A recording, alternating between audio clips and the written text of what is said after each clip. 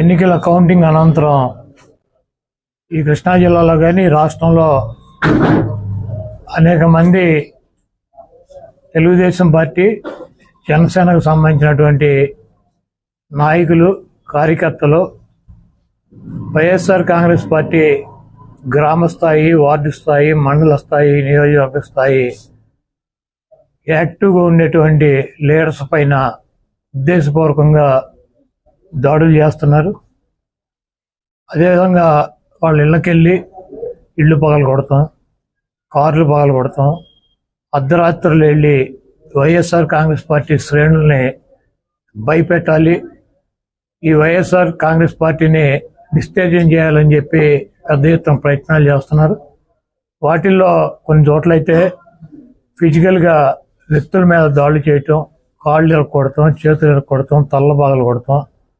అదేవిధంగా ఈ గ్రామాల్లో కానీ ఇక్కడ కానీ మీరు ఉండకూడదని చెప్పి వార్నింగ్లు ఇవ్వటం అనేక రకాలుగా చేస్తున్నారు. వీటికి ప్రత్యక్ష సాక్షులు పోలీసులు దగ్గర ఉండి వాళ్ళు కొడతాంటే వీళ్ళు చూస్తూ నిలబడి ఎంజాయ్ చేస్తున్నారు. ఈరోజు మా దగ్గర పోలీసులు ప్రేక్షక పాత్ర వహించేటువంటి సన్నివేశాలు, తెలుగుదేశం పార్టీ అల్లరిమోకలో మా వాళ్ళ మీద దాడి చేస్తున్నటువంటి సన్నివేశాలు సీసీ ఫుటేజీలతో సహా, ఫోటోలతో సహా మా దగ్గర ఉన్నాయి.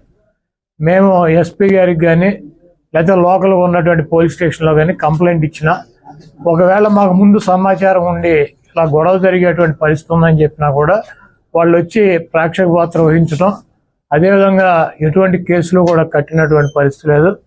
కాబట్టి మేము జిల్లా పార్టీ తరఫున మా దగ్గర ఉన్నటువంటి వీడియోగ్రాఫులతో, ఫోటోగ్రాఫులతో హైకోర్టుకు వెళ్ళి ప్రైవేట్ కేసులు వేయాలని చెప్పి నిర్ణయించుకున్నాం. తప్పకుండా దాడులు చేసినటువంటి వాళ్ళే కాదు, దాడులు చేస్తుంటే చూస్తున్నటువంటి పోలీసు వ్యవస్థ మీద కూడా కేసులు వేయటానికి సిద్ధంగా ఉన్నాం.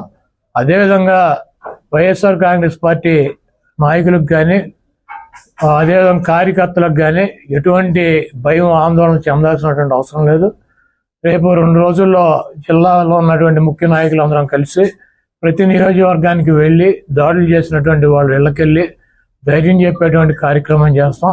దీనికి జగన్మోహన్ రెడ్డి గారు కూడా మీరు ఎట్టి పరిస్థితుల్లోనూ కార్యకర్తలు కానీ, నాయకులను కానీ జరుగుతున్నటువంటి దాడుల్ని మీరు చూస్తూ ఊరుకోవద్దు, పార్టీ అంతా యాక్టివ్ అవ్వండి, అందరూ ఒక వేదిక మీదకి వచ్చి వాటిని తిప్పి కొట్టాల్సిన అవసరం మన మీద ఉందని చెప్పి ఆయన కూడా చెప్పారు. కాబట్టి పోలీసు వ్యవస్థ ఒక అసమర్థమైనటువంటి వ్యవస్థగా ప్రేక్షక పాత్ర వహిస్తున్నటువంటి ఈ పోలీసు వ్యవస్థకి మరి మా నుంచి ఈ తెలుగుదేశం పార్టీ గోండాల నుంచి మా పార్టీ నాయకుల్ని, కార్యకర్తల్ని కాపాడుకోవటానికి మేము కూడా 2 రోజుల్లో రోడ్డు మీదకి వచ్చి ఎక్కడైతే మా వాళ్ళ మీద దాడులు జరిగినా, ఎక్కడైతే మా వాళ్ళని ఇబ్బంది పెడుతున్నారో ఆ ప్రాంతానికి వెళ్తాం.